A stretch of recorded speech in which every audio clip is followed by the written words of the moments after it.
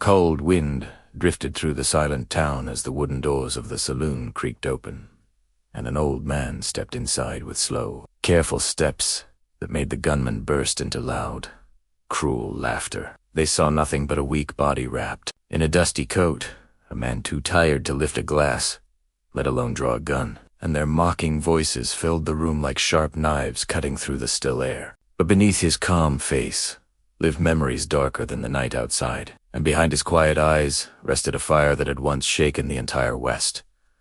No one in that room knew his name. No one knew the stories whispered about him in distant towns, and no one understood that the most dangerous man in the land was sitting among them. While they laughed, he simply watched, carrying a silence heavier than their bullets. The old man stepped into the saloon with a quietness that made no one turn their head at first, his boots dragging softly across the wooden floor as if every step carried years of weight.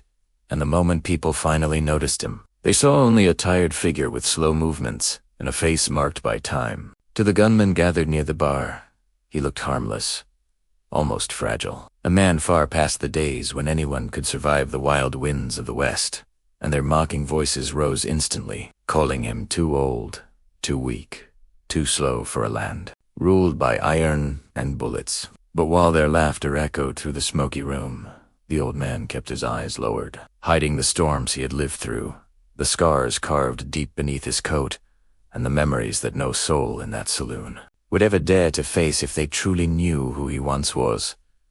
The gunmen's laughter grew sharper as the old man kept walking forward, his quiet steps cutting through their noise like a slow, steady drum that none of them could interpret. And one of the younger outlaws stepped in front of him with a smirk that held nothing but cruelty, pressing a rough hand against the old man's chest as if testing how easily he might fall. The old man did not touch the hand or glance at the face behind it. He simply stood still, letting the shove land without resistance. And this calmness made the rest of the group burst into louder jeers that rolled through the room like wild thunder. The bartender, polishing a glass with trembling fingers, watched the scene unfold with growing dread, sensing in the old man's silence a depth that could break the fragile peace of the saloon in an instant. Yet fear kept him rooted behind the counter, unable to speak or intervene as the air thickened with something dark. The young outlaw pushed the old man again, harder this time. But even then the old man remained motionless,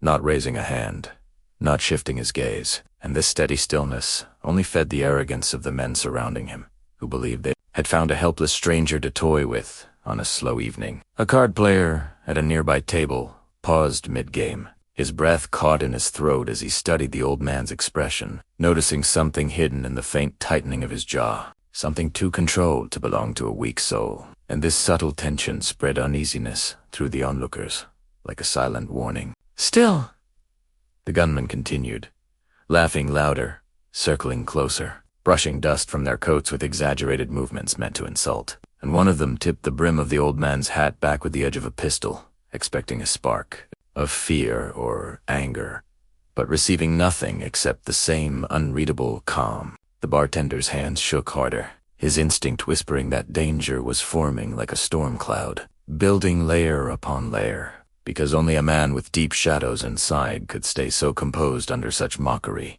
And he feared that the gunmen were too blind to see the threat they were awakening. The old man's silence became heavier than their insults, a weight pressing down on every table, every chair, every breath inside the saloon. And several customers shifted uneasily, their eyes bouncing between the gunman and the stranger who refused to react. The tension tightened like a rope pulled from both ends when another outlaw stepped forward, grabbing the old man's coat to jerk him closer, expecting resistance. But the old man simply allowed himself to be moved, his face still calm, his eyes steady, as though he had stood in far worse storms and knew that this one was nothing but a faint echo compared to what he had already survived. The outlaws exchanged confused looks for a brief moment, sensing something they could not name, something that made their confidence waver, despite the loudness of their voices. And that uncertainty caused their mockery to grow harsher, louder, almost desperate, as if they were trying to drown out the mysterious stillness that unsettled them. A woman sitting alone by the window held her breath as she watched the scene unfold, feeling an instinctive ache in her chest at the sight of the old man enduring such treatment without a single word, wondering what kind of life could shape someone into a figure so quiet, yet so unbreakable. The bartender finally whispered a warning that barely made it past his lips, telling the outlaws to stop before they pushed the wrong man too far. But his voice was swallowed by their laughter, their arrogance towering above his fear. The room's atmosphere grew so tense that even the dust hanging in the hazy lamplight seemed frozen, waiting for the smallest spark to ignite something explosive. And the old man's stillness transformed from weakness into an unspoken question that rattled through the minds of everyone watching. How could someone endure so much without flinching unless he carried a past carved by fire, laws, and battles beyond ordinary understanding? Yet the gunmen kept provoking him, their voices echoing off wooden walls that felt too small to contain the rising danger. And as the old man finally lifted his gaze, slow and steady, his eyes revealed a depth that sliced through the noise like a blade, shifting the mood of the entire saloon into a breathless silence that signaled something irreversible was about to begin. The moment his eyes lifted, the entire saloon seemed to freeze, and in that suspended breath, his mind slipped back into the shadows of years long gone, dragging him into memories carved too deep to ever fade. Memories that returned whenever danger crept close enough to brush against the wounds of his past. He saw himself as a young gunslinger racing across the harsh frontier with a speed that stunned every outlaw foolish enough to challenge him, his hands moving faster than thought, his reflexes sharper than steel, and his name whispered in campfires, and wanted posters from one dusty town to another as both a warning and a legend. Criminals feared him because he never missed, and lawmen respected him because he never lied about why he fought, standing between innocent people and the ruthless men who hunted the land with greed burning in their hearts. And for a long time, that purpose gave his life a direction that made sense in a world filled with chaos. Yet even the strongest spirit can be shattered when fate strikes where it hurts most, and his memories shifted to the family he once held close, the small home at the edge of a quiet valley, the laughter that warmed the nights, and the gentle presence of the woman who believed he could be more than a weapon shaped by violence. He had sworn to protect them with everything he was, but one cruel evening brought a storm of riders who wanted revenge for the criminals he had stopped, and by the time he reached his home, the smoke rising from the shattered door told him that the world he cherished had slipped away forever, leaving him kneeling in ashes that could never be swept from his heart. The pain of that night carved a silence inside him that no sound could break, and as he stood over the ruins, he realized that no gun, no fame, no speed, and no legend had been enough to save the people who mattered most. And that truth hollowed him out until he felt like a shadow walking through a world that no longer belonged to him. From that moment on, he abandoned the path that once made his name feared, laying down the identity that had followed him like a second skin. And he disappeared into the vast stretches of the frontier, choosing a life of quiet wandering rather than one of glory and bloodshed, hoping that distance could dull the agony echoing through every step he took. Years passed with him moving from one forgotten town to another, never staying long enough to form ties, never speaking of who he once was, and carrying the weight of memories no one could see. Memories that shaped his silence and hardened his resolve to avoid violence unless he had no choice. He lived as a traveler who asked for nothing, offering what little help he could to those who needed it, while keeping his past locked deep inside where no curious stranger could uncover the truth behind his calm eyes and steady hands. But whenever danger rose near him, echoes of his younger self stirred within, not out of pride or desire for recognition, but out of an instinct forged across countless battles, an instinct that never truly left him no matter how far he walked from the life. Life. And now, inside this saloon, filled with reckless men who laughed without understanding who stood before them, those memories flickered like sparks rising from an old fire, reminding him of the speed he once carried, the scars he still bore, and the promise he made long ago to avoid drawing his gun unless he was forced. The world believed he had vanished, swallowed by time. But here he stood once again at the edge of a moment that threatened to awaken everything he tried to bury, while the gunmen around him remained blind to the truth that this quiet stranger was the same deadly force their fathers once warned them never to provoke. The memories faded the moment one of the gunmen stepped closer with a reckless grin and pulled his revolver from its holster, waving it at the old man as if it were part of some twisted joke, and the metallic click of the hammer locking back sliced through every sound in the saloon until the entire room fell into a silence so sharp it felt like the walls themselves stopped breathing. The outlaw pointed the gun at the old man's chest, laughing as though danger were a toy he could control. But the people around him knew the line had been crossed, and the weight of that realization crept through the crowd like a cold shiver that spread from one startled face to another. The bartender froze. Mid-step, his hands trembling at the sight of the loaded barrel aimed at a man who had done nothing to provoke such cruelty, and even the most hardened drifters in the room felt unease settle in their bones, for they understood that guns were never pulled without consequence in a world ruled by instinct and survival. Yet the gunman kept smirking, believing he held complete power over the silent stranger, unaware that the calm he mocked was not weakness but a warning carved by decades of battles that he could not begin to imagine. Then, with a slow movement that held more strength than any shout, the old man lifted his gaze, raising his eyes to meet the outlaws for the first time since the harassment began. And the moment their stares locked, something cold and steady rippled through the air, a force that quieted even the bravest hearts inside that room. His eyes carried no anger, no fear, only a calm so unnervingly controlled that it sent a thin crack through the outlaw's confidence. And the man holding the gun felt his throat tighten as if some invisible hand were gripping it. Every person in the saloon sensed the shift, that tiny, silent turn in the old man's expression that revealed nothing yet promised everything, and the suspense grew so thick it hovered over them like a storm cloud ready to break open. The young outlaw's laughter faltered, melting into a forced grin that flickered with uncertainty, because the old man's stare did not hold the look of someone afraid of dying, but rather the look of someone who had survived too much to be intimidated by a fool with a shaking hand. The old man did not reach for a weapon, did not flinch, did not blink. He simply stood there with a stillness that felt more dangerous than any sudden movement, and that quiet defiance carved tension into every corner of the room as the outlaw's finger hovered near the trigger with a tremor he tried desperately to hide. A woman at the back of the saloon clutched the edge of her chair, afraid to move even an inch, as though the slightest motion might ignite the fragile moment balanced between death and restraint,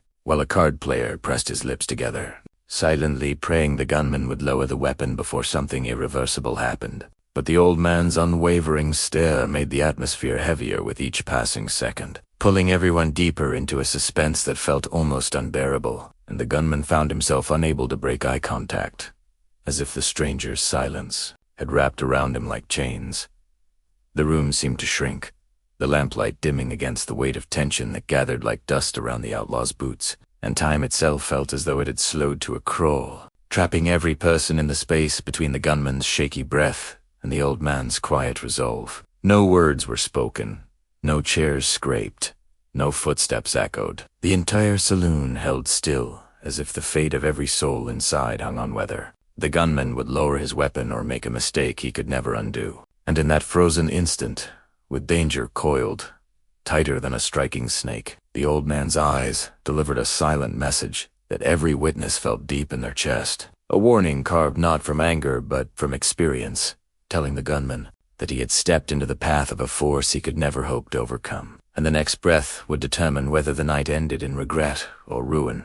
The gunman's finger twitched near the trigger, but before the motion even finished, the old man moved with a speed so sudden that the air itself seemed to split, and in one fluid blur his hand struck the outlaw's wrist, twisting the revolver, free with a precision so sharp that no one in the saloon could follow the movement until the weapon was already spinning across the floor. A loud gasp rose from every corner of the room as the outlaw stumbled back in shock, clutching his numbed arm while the old man stood exactly where he had been, his coat barely shifting from the swift motion that had stripped the danger from the gunman's grip as effortlessly as one might brush dust from a sleeve. Chairs scraped as several customers leaned forward, their eyes wide with disbelief at the calmness he maintained, and the gunman who had mocked him only moments earlier felt a cold ripple crawl through their chests as their minds struggled to understand how someone so quiet could move with such impossible speed.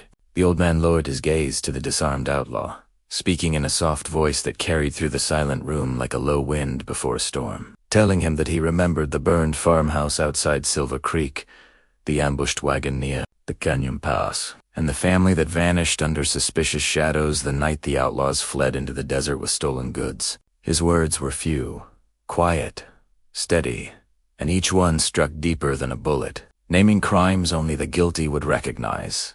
And with every detail he revealed, the color drained from the gunmen's faces until fear settled into their bones like winter frost gripping a dying branch. The one who had drawn the gun stepped backward, trembling as the truth wrapped around his mind like a noose. Because the old man was not supposed to know any of this. Not unless he had been there. Not unless he had hunted men like them long before their arrogance convinced them they owned the roads. They patrolled with stolen weapons and cheap courage. Another outlaw tried to reach for his own holster, but his hand froze midway when the old man's eyes met his, and in that single glance he understood there was no chance to win, no chance to run, no chance even to pray for mercy under the gaze of someone who had walked through darker violence than any of them had ever imagined. Murmurs swept through the saloon as the old man spoke again, revealing another secret hidden behind their crimes, describing the patterns of their ambushes and the marks they left behind like a hunter mapping the trails of wolves who believed they were unseen. And each revelation shattered another layer of their confidence until the outlaws who once laughed now stood pale, shaken, and breathless beneath the weight of a truth they could not escape. The bartender stared in awe, realizing that the stranger they had mocked was not just a skilled fighter, but the same figure he had heard whispered about in old campfire stories, the ghost of a gunslinger who vanished years ago after losing everything he loved, a man believed to be dead or myth or legend. Yet here he stood in a dusty saloon, confronting criminals with nothing more than a quiet voice and eyes that had witnessed too much. The room filled with a heavy silence that pressed against every wall as the outlaws finally understood who he truly was. Recognizing the name that had once made whole gangs abandon their horses and scatter into the mountains, an army spoken in fear by criminals who prayed they would never meet him face to face. The old man did not boast or threaten. He simply allowed the truth to settle into their trembling hearts, while he stood with the calmness of someone who no longer sought glory, only justice shaped by years of loss and experience beyond understanding.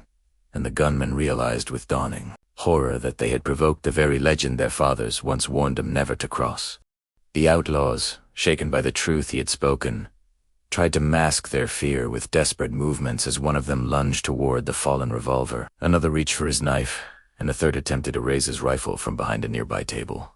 But the old man reacted before any of their plans could take shape, moving with a calm precision so swift that it seemed unreal, as though he had slipped into a rhythm carved into his bones long before any of them were born. He stepped forward with a controlled motion, striking the man reaching for the revolver with the edge of his boot, sending the weapon skidding across the floor before the outlaw could even bend down, then shifted his weight to disarm the one, drawing the knife, twisting the blade free with such ease that it looked as if he were simply clearing dust from his path. The rifleman barely lifted his weapon when the old man crossed the room in 2 steady strides, pushing the barrel aside with a firm grip that threw the outlaw off balance, and with a single measured gesture he removed the threat without causing chaos, leaving the man stumbling backward in disbelief at how quickly the fight had turned against him. Panic spread among the remaining outlaws as they realized their speed, strength, and bravado meant nothing against someone who moved with a lifetime of discipline. And though they tried to attack from different angles, hoping to overwhelm him, the old man's reactions flowed like water, meeting each attempt with a level of control that left them powerless. He dodged a swinging fist with a slight tilt of his shoulder, countered another attack with a swift motion that forced the outlaw to drop his weapon, and stepped aside when one of them rushed forward blindly, letting the man fall to the ground, without the old man needing to strike him. Every move he made carried purpose, not aggression, guided by the steady patience of someone who wanted the violence to end, but knew he could not walk away until the threat was silenced. And the watching. Customers found themselves unable to breathe as the standoff unfolded with a quiet intensity none of them had witnessed before. The outlaws collapsed, one by one, defeated not by brutality but by skill they could not match. Their weapons scattered across the wooden floor, their confidence shattered beneath the weight of their own misjudgment.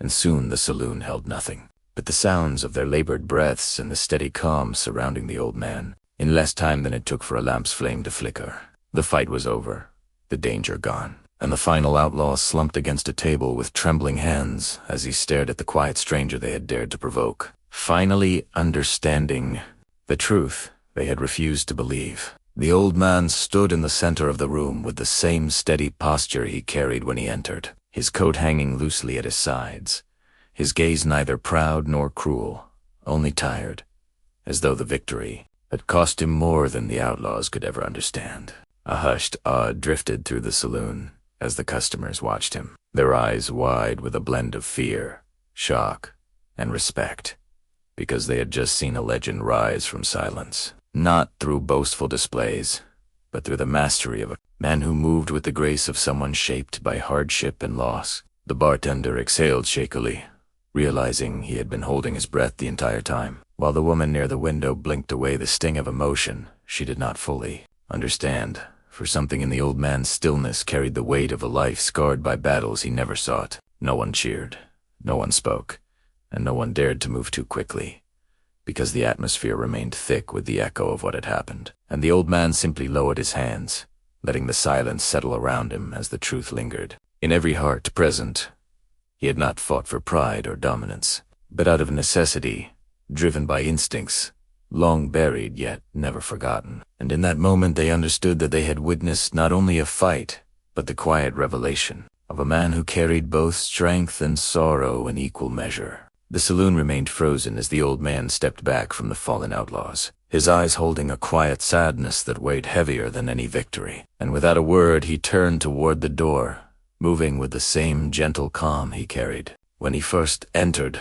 No one dared speak as he walked past them, every boot step echoing through the silence, like the fading heartbeat of a storm that had finally passed. And when he pushed open the creaking door, the dusty wind outside wrapped around him as though welcoming an old companion. He did not look back at the men he had spared or the faces now filled with awe. He simply disappeared into the dim light of the street, leaving behind a room full of people who understood they had witnessed a legend who wanted no praise. And as his shadow dissolved into the night, one unanswerable question lingered.